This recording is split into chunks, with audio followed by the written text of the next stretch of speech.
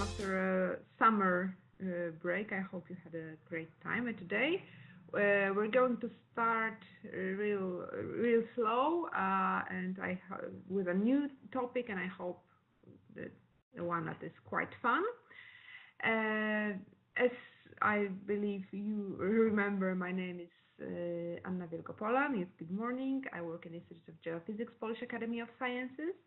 And today we're going to talk about one of the most majestic groups of animals, not only in the Arctic, but in the Earth or in the history of Earth. And these are whales. As you can see here, maybe I'll use laser pointer. As you can see here, that whales are not unique. It is not a unique group. They are very diverse in size, and you can see this is a natural scale, so you can start with very small ones, and this is the most giant one on Earth. We'll talk about it later. So they are very diverse in size, but also in shape, as you can see, in shape of head, like this one, or like this one, or like this one. To some extent in color, maybe they're not very colorful, but they have different patterns, like this one here, or this one. We'll also talk about it later. Or this one, the killer whale, with a very specific coloring, black and white. But they're also different in a way of feeding, where they live, and how they live. So there is nothing like whales. Well, they have some characteristics, many things in common in their structure, in their behavior, but mostly there are lots of adaptations to where they live and how they live. So first, I'd like to start with 3 questions for you, and we'll answer them in the end. So if you could just think of 3 things, you can write it on chat or just discuss it. So the first one is, do whales spray water? Here's the image. A very popular, I think. Do whales spray water like this from their heads? Do whales eat humans, like in the story of in the Bible, the story of Jonah, or story of Pinocchio, if you read it? And the third one, I don't know if you read Moby Dick. It's mostly an American classic, but I was wondering if you know what kind of whale was chased in the story of Moby Dick, because I was always wondering before. So these are 3 questions for you, just to start with. And you can spend some time discussing it. So let's start with taxonomy. So there are almost a little bit less than 90 species of whales on Earth, and they're living mostly in the Arctic and the Antarctica, so in cold waters. Some live, they all live in the oceans, like killer whale. That killer whale is orca. Some migrate, some spend part of their life near the equator, in tropical waters, and part in cold northern waters, like a humpback whale we're going to discuss later. So the taxonomy is Cetacea, that is whales, and they can be divided into 2 main groups, baleen whales and toothed whales. And there are also ancient whales, some species that are already extinct. But we usually think of oceans when we hear whales, but they are not only oceanic creatures. Some look really weird, like this one. This is a type of dolphin that lives in Amazonia. It's a river dolphin. It's a river whale, a bit creepy looking, in my opinion, like a naked mole rat, but it lives in rivers, in fresh water. So most of them live in the ocean, but some can also live in fresh waters. And as for Arctic whales, there are 17 different whale species, including dolphins and porpoises, in the Arctic. Some of them you might already know from previous lessons, like narwhal. Some might seem new, or you might know them from Polarpedia, like Beluga whale. And there's also Bowhead whale, fin whale, blue whale, the most famous one, and the giant one. These are mostly the species that whale species that we can meet in the Arctic. Like I said, there are two main different types of whales with significant differences. These are baleen whales and toothed whales. So what are the differences between them? This is another image, like orca is a toothed whale, for example, and blue whale, the largest whale that ever existed, is a baleen whale. Let's start with baleen whales. What is a baleen? Baleen whales are sometimes called mustache whales. It's a little bit like they have mustache, or a bird maybe. The name refers to the series of those plates. These are baleen plates in gums inside their mouth, along each side of the whale's upper jaw. They're like a teeth in a comb. What are the males? Keratin. They're based mostly on keratin. It can be found, as you know, in fingernails, in your hair. So it's a common substance, and this is what form it takes in baleen's mouth. What is it used for? The baleen whales, some of them are the largest animals to have ever lived on Earth, eat some of the smallest but most abundant life in the oceans, and that is plankton. And this is what they use baleen for. They use baleen to strain food from the water. So some feed by swimming with their mouth wide open, like this, and others open their mouth to take a huge amount of water inside them, and the water is forced through this baleen like a comb, and the food, like krill, gets trapped in this comb. After all the water is gone, they swallow their meal. So this is what it's used for. As you can see, there are no teeth in their jaws, only this a little hairy comb. You can. This is what comes to my mind. And another type is toothed whales. You can see the difference. Start with, of course, the teeth. Toothed whales are predators, and they use those teeth, they look like this, to catch fish, to catch squid, marine mammals. They're swallowing them whole. And also there are other characteristics that are different between baleen whales and toothed whales. So, for example, number of species, as you can see, there are more toothed whales than baleen whales, but on the other hand, the blue whale, the biggest whale, is a baleen whale. The other difference is blowhole. So baleen whales have two blowholes. Remember this question about spraying water, and while toothed whales have only one blowhole. And the baleen whales have a very large tongue. As you will see later, it can be the size of an elephant, the tongue itself. On the other hand, toothed whales have a very small tongue. But toothed whales use echolocation, and baleen whales, well, probably they do not. Baleen whales are in general larger than toothed whales, and females are usually larger in this case than males. And baleen whales live a solitary life or live in small groups, while toothed whales have a very complex social system in their tribes, we might say. Okay. So another comparison on the photo, like blowhole.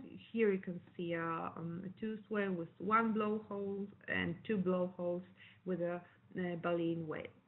And Yeah, these are and of course the baleen here is visible inside the jaw, and here there are their teeth. And the consequence is also a difference in their skeleton. They look different. So this is a toothed whale, the skeleton of a toothed whale. In this case, it's a cachalot, and or sperm whale. And here we have a baleen whale, Greenlandic whale. This is a humpback whale. So the shape of their skull is also determined by the way of life and the way they gain food.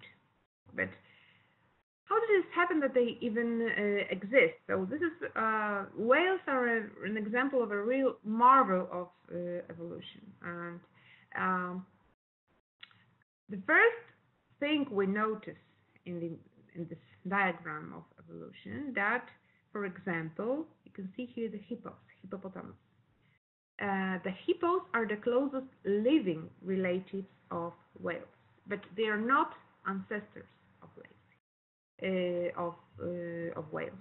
Here we can see the ancestors, the evolutionary line, and here the closest living relatives, we might say.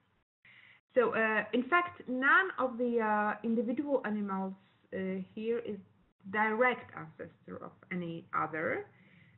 So this is why they get different, separate branches on family tree. But ancestors of both hippopotamus, and whales were land animals. You can see here that there were land animals, and this is where I'd like to show you a short video about evolution of whales. Of course, this is not how it goes. Well, let's see a video, and then I'll make some explanations.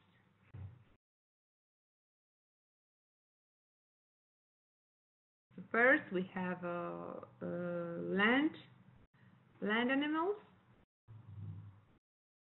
Of course, it's not that the single animal jumps into water and turns into another animal. It's an evolutionary process, and it's a simplification here in this video.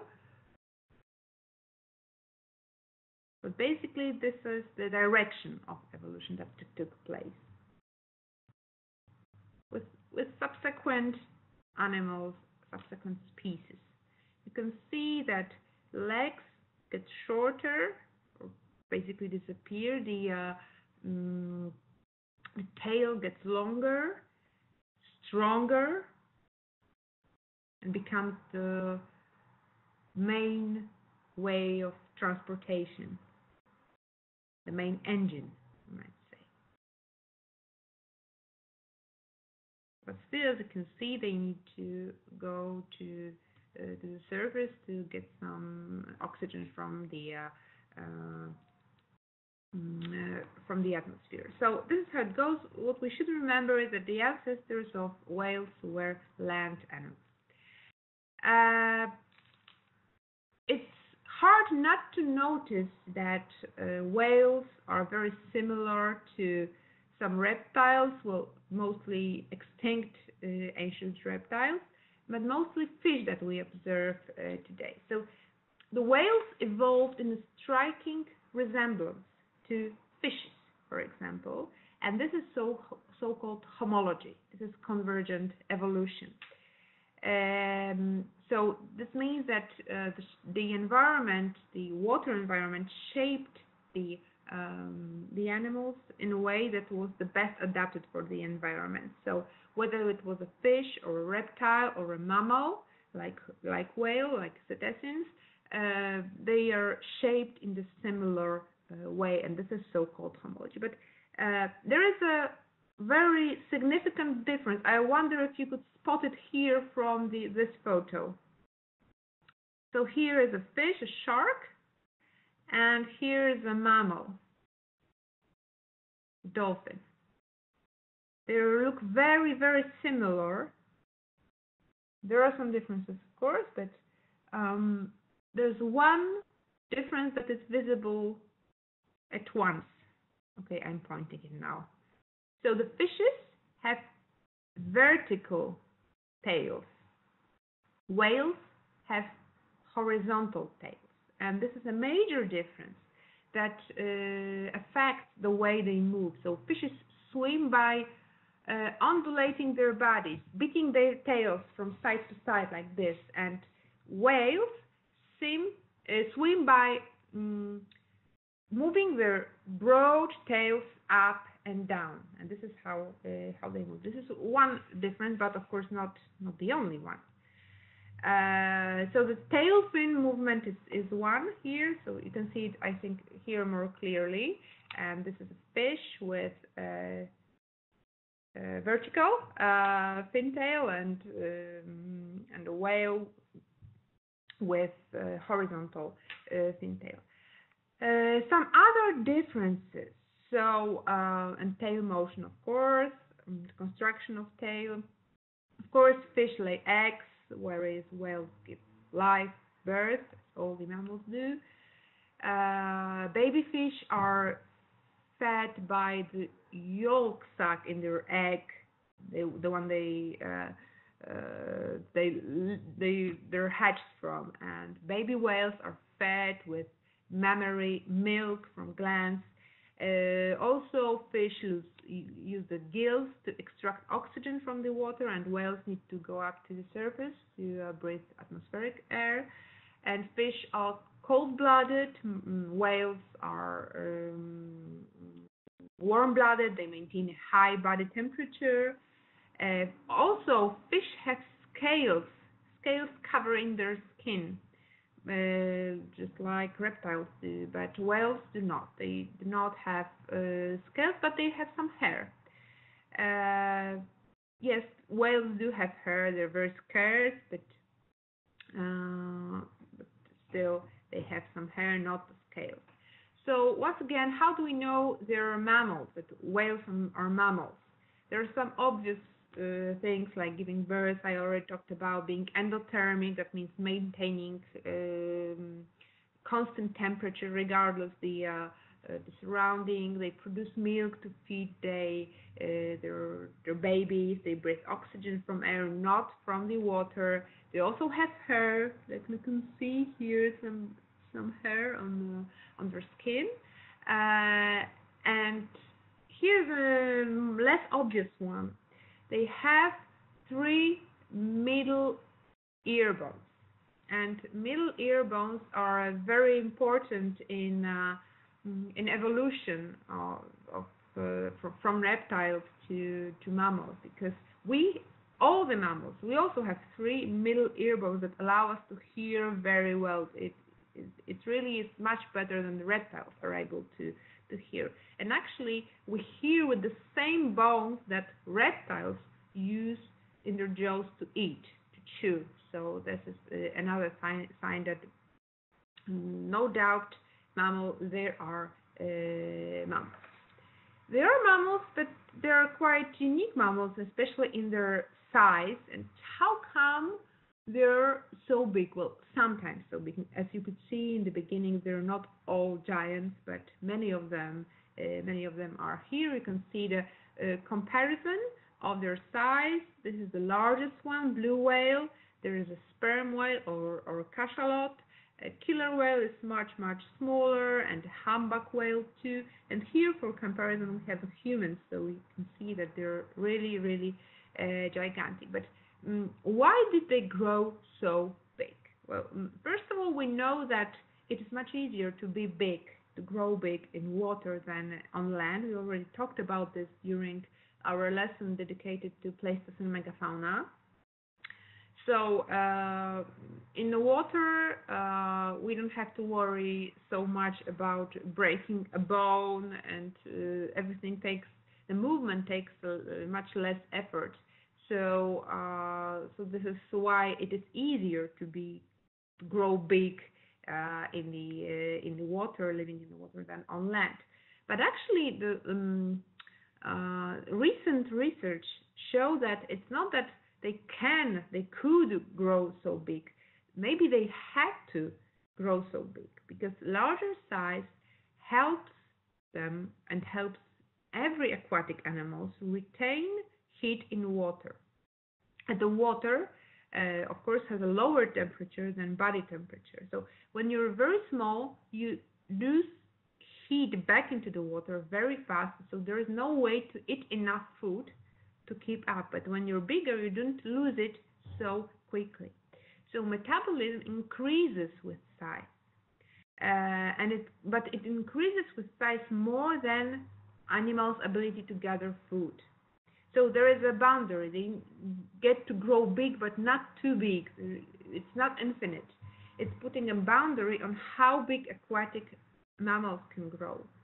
So basically, animals are machines that require energy to operate like we do, and this need for energy places hard limits on what animals can do and how big they can be. So basically, they grow as big as much food they can take for their metabolism.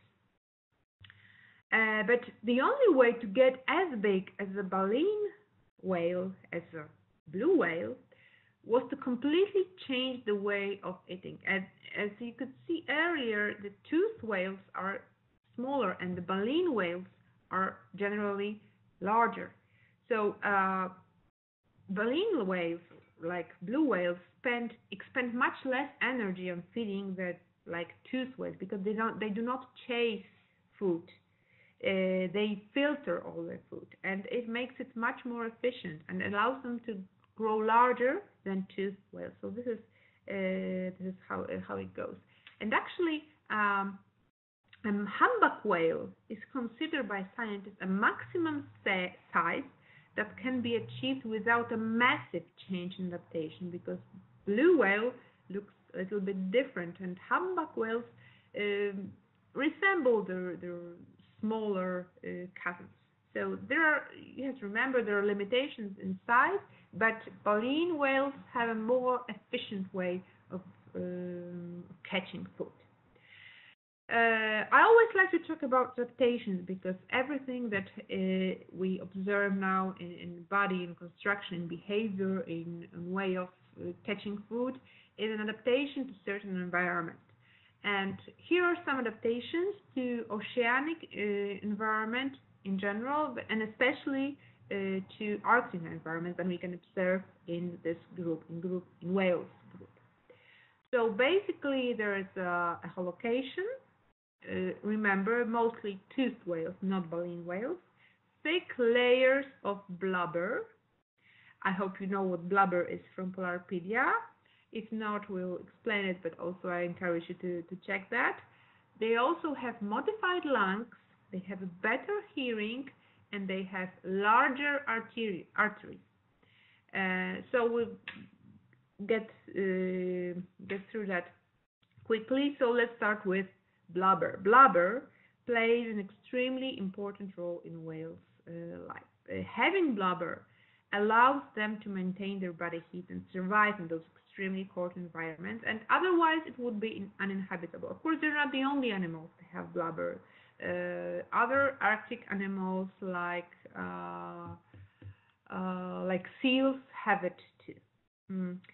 So some whales can also use their blubber. Blubber is fat, but a very specific fat, a thick layer of fat that is both isolation but also an energy source during times when the food is scarce, or during long trips, or during migration, for example.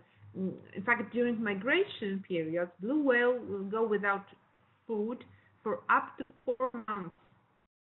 And all they need is they live primarily off the body fat and calories that are stored within its blubber. Echolocation is another adaptation. In addition to having ears, toothed whales use a method known as echolocation to help them navigate the ocean, also find food, avoid potential threats. By using echolocation, they can determine many factors about the environment: how far the object is, how far it's moving, whether it's above or below them, what direction it's traveling, how large is it, whether it's a hollow object or a solid object. So it's extremely useful in areas where visibility is very, very low, and it helps with avoid colliding with other objects that they can simply see. There are also other modifications and adaptations that are less known and less obvious, like modified lungs.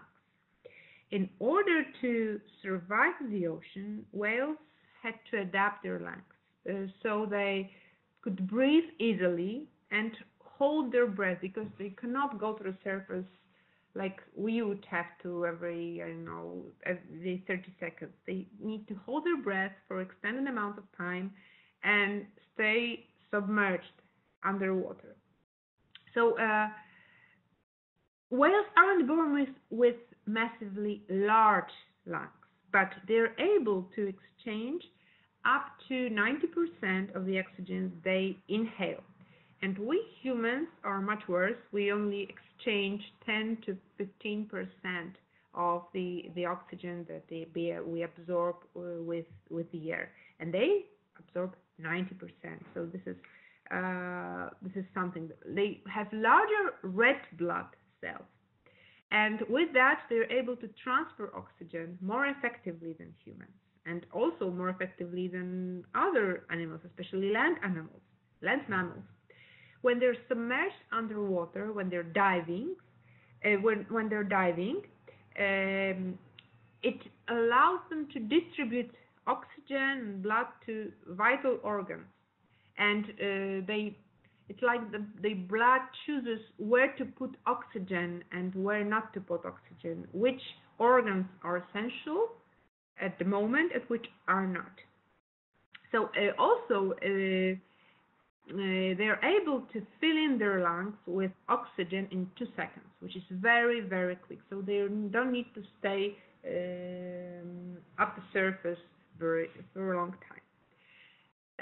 They have a conscious breathing, we might say, that they breathe oxygen, of course, come to the surface of the water to breathe, and also they are never able to fall completely asleep. Have you ever wondered that they need to breathe, and to breathe they need to go up, so they cannot fall completely asleep. If they did, there is a good chance they would simply drown. So to combat this problem, while a whale needs rest, needs to go to sleep, not a sleep, it's a semi-conscious state. So half of its brain shuts down, but the other half of the brain remains conscious, allowing the whale to come up for the oxygen and inhale when it needs to. This is another very interesting adaptation, having always one half of the brain on. They may not have giant lungs, but they have larger arteries. They have 4-chambered hearts and large arteries that allow them to transport blood quickly pass through the body and to move vital organs, vital at the moment, in a very effective manner. So these adaptations serve both to survive harsh conditions, to be able to catch food, also to protect themselves against predators. So this is how it goes, and these are very interesting adaptations. And as a result, we have some record holders. We'll get to that later, but whales are record holders in many, many ways. First of all, in their size. So you can see here a comparison. These are dinosaurs here, and here we have a contemporary elephant here and a human being, and this is where what blue whale looks like. It's almost the size of a giant plane. And like I told you, the tongue of a blue whale, only its tongue can be as heavy as a whole elephant. So this is really something. There's a comparison between an elephant and a blue whale too. So there are record holders in this way, but this is not the only domain they dominate, I might say. Of course, such large animals cannot avoid being exploited by humans. So in the past, whales were killed largely for the oil, for the blubber mostly, sometimes for meat, but mostly by indigenous people, Inuit communities. And also the blubber was used to produce a variety of materials like oil to lamp for heating. For example, Inuit people did not have any wood. They did not have any forest in Greenland, so they used blubber for heating. Also, it was used for soap, perfume, candles, cosmetics. So this is a photo. It's not very ancient, but quite old too, and an indigenous people, Inuit community who hunted a whale. So this is what it was. They were hunted for. But with the rise of awareness of conserving the environment, recognizing the animal rights too, whaling industry became very controversial. Yes, it used to be an industry. And because of excessive whaling, many whale species almost faced extinction. So there was the ban on commercial whaling introduced in 1986 by World Conservation, International World Conservation, Wildlife Conservation. But some countries still do this. They still practice whaling. They hunt whales. And there are 3 countries: Japan, Norway, and Iceland.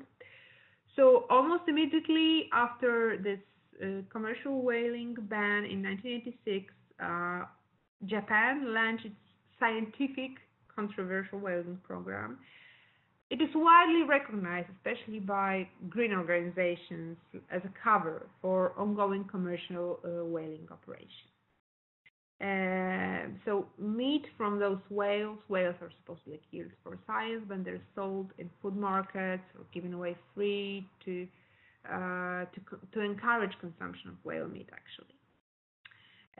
In Norway, Norway respected this commercial whaling ban until 1993, but then using a loophole in the convention, they objected to whaling moratorium and they resumed hunting. Actually, hunting minke whales. They set their own quota for the number of whales that whalers are permitted to kill for commercial reasons, and the number is going up and up and up and up. So Norway is now hunting a very high proportion of breeding females, and that could put the long-term survival on minke whales in the North Atlantic in a very severe danger. And there's also Iceland. So Iceland, like Japan, initially conducted scientific whaling program, and then in 1992 they simply withdrew from the convention, from the ban on commercial whaling. Then they rejoined, and they include a clause that they resumed commercial whaling. They were targeting 2 types of whales: minke whales and fin whales. And actually, in 2010 alone, Icelandic whalers killed almost 150 endangered fin whales and 6 minke whales. So this is a lot. So there are ongoing campaigns educating tourists about whales. For example, in Iceland, it's better to observe them than to kill them. In history, the whaling, as you can see, was like simple hunting. So it was practiced by Inuit people.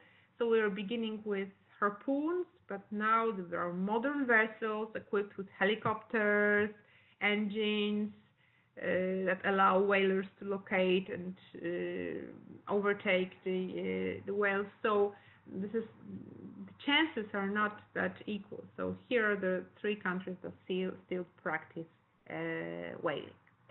Another way of exploitation, but very friendly and non-harmful way of exploiting whales is whale watching. And whale watching is a very popular touristic destination. It generates $2.1 billion per year in tourism worldwide.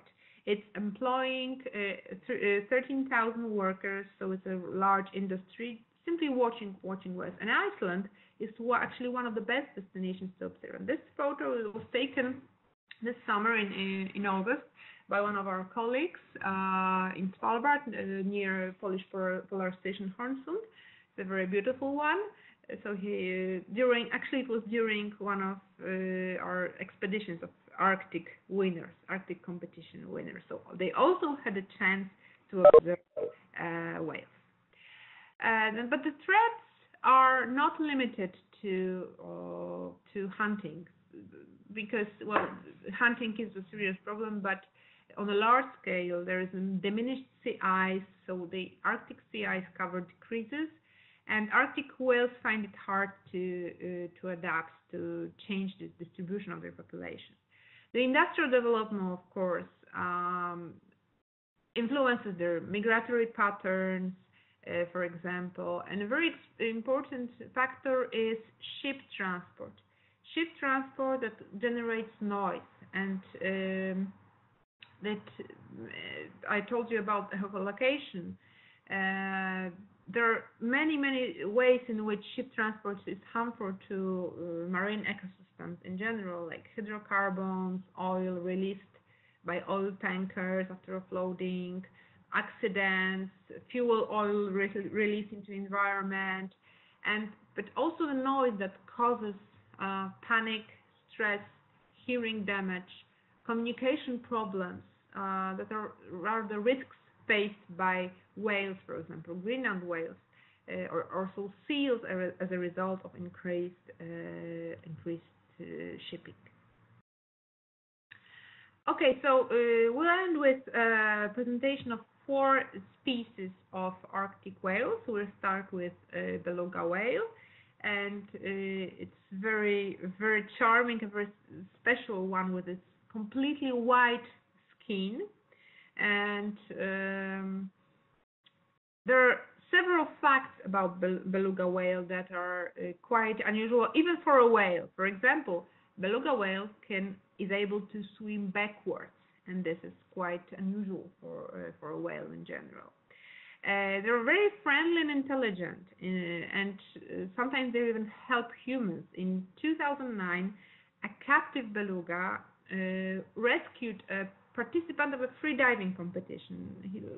I think it was a woman. She lost concentration and was about to drown, and the beluga whale was pushing her to the surface, so basically saved her life. Belugas are sometimes referred to as melon heads because they have this large melon on their forehead. It's here. It's a bulbous structure that occupies the whole forehead. It's a fatty organ, and it has many functions. For example, it helps echolocation. So another fact is, as you can see here, it's a real photo. You see how it bends its head. It's also very unusual for a whale. So those vertebrae in beluga's neck are not fused together. So that gives them the unusual ability to turn head up, down, side to side. And it is thought to help them target their prey in an area where there is full of ice. So you can see here, you can bend its head like this, which is quite unusual. The closest relative of beluga whale is narwhal. Narwhal is also a whale, but we're not going to discuss it today. There is a lesson dedicated to weirdest Arctic animals, and there's where we talk about narwhals.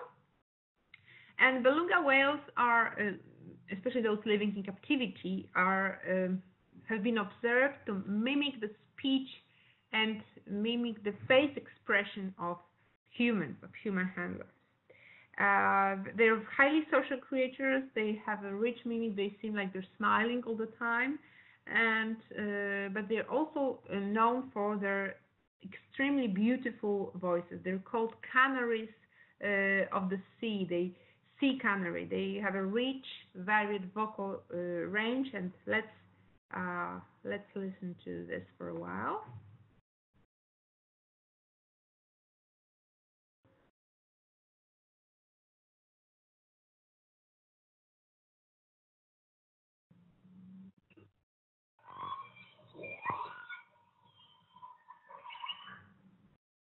Okay, that's quite intense actually.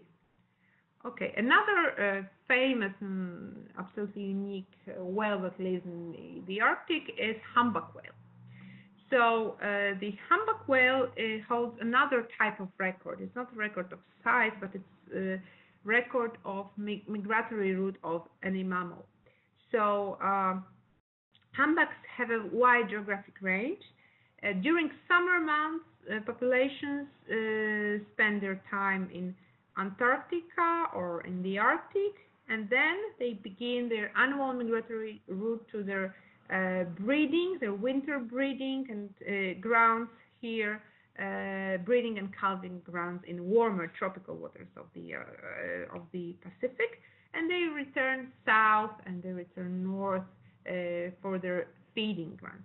They look really particular, and they're very, very large, and because of that they have to eat a lot. They eat up to 1.5 tons food a day. Krill, small shrimp like animals, small fish, to feed this 40-ton giant, 40-ton bodies. And as you can see here in their belly, in their underbelly, there's a very specific pattern, very specific design. Each individual has a different design. It's like a fingerprint, like a human fingerprint. No two identical patterns in the world. So also, even though they're so large, they're extremely acrobatic. They're able to lift their entire bodies completely out of water like this.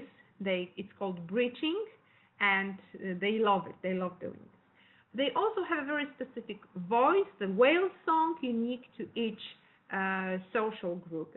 And the breaching is a very unique thing to see. And the last, almost the last one is bowhead whale. I'd like to show you bowhead whale for several reasons.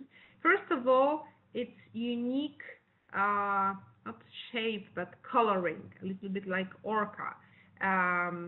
What is so particular about them? They are one of the longest living mammals on Earth. They can live up to 200 years and more. And also, bowhead whales have the largest mouth in the world of any animal. So this is it. And another thing is that bowhead whales live specifically and only in the north, so only in the Arctic, not only in the Antarctica, not in the warm Pacific Ocean. And I'd like to finish with blue whale. And blue whale is, of course, the largest mammal on Earth, the largest mammal that ever lived. And it has the most U-shaped head, and unlike many other whales, it doesn't appear to have many barnacles or other parasites on its body. So they have a smooth surface. Others seem to have lots of like barnacles and parasites attached to their skin. So their top, as you can see, their top fin is very small in relation to their size. So it's another adaptation. They have very, very short flippers in relation to total body length, but a very large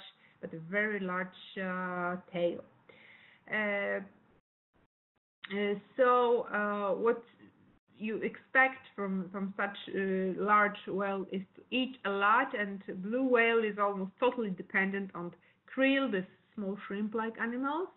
And actually, the word krill, in fact, is a Norwegian phrase, a Norwegian expression that means whale food. So this is what it comes from. And blue whales travel a lot, They spend summer feeding in polar regions and then make the long trip to the equator for winter to warmer areas.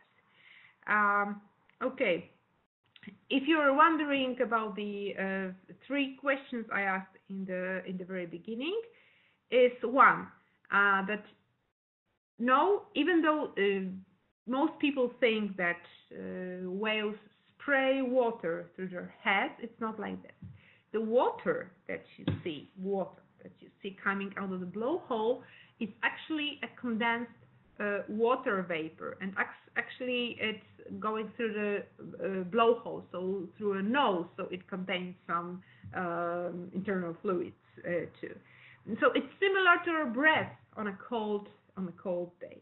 So the air inside the body is much warmer than the surrounding outside air. So when the air is breathed out, the water looks like this. So they do not spray water; they exhale. That's simply how they exhale. Sorry, I see a typo here. So also they cannot eat humans. First of all, they would probably not like the taste of humans, and also their throats are much too small. The size of a throat of a whale is the size of a basketball. It's very narrow in comparison to their whole size. And the third question was, what type of whale was chased in Moby Dick, this famous Herman Melville's book? So it was a sperm whale. It looks like this, also known as cachalot. So I hope that you learned a lot about whales today. I hope you don't worry anymore about being eaten by whales. This is simply not possible. Another one thing to cross off your list of worries in the world. So thank you very much for today.